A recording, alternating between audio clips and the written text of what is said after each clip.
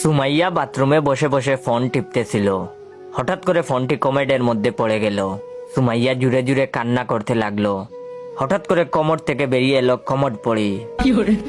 Commode পড়ি এসে বলল, এই মেয়ে, কি হয়েছে তোমার? কান্না করতেছো কেন? তখন সুমাইয়া বলল, আমার ফোনটা কমোডের মধ্যে পড়ে গেছে, তাই কান্না করতেছি। তখন কমোড পড়ি বলল, ওকে দাঁড়াও, আমি তোমার ফোন নিয়ে আসতেছি। এই বলে কমোড পড়ি কমোডের ভিতরে ঢুকলো।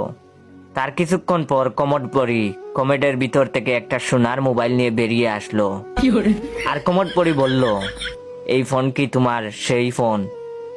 তখন সুমাইয়া বলল, না, এটা আমার ফোন না।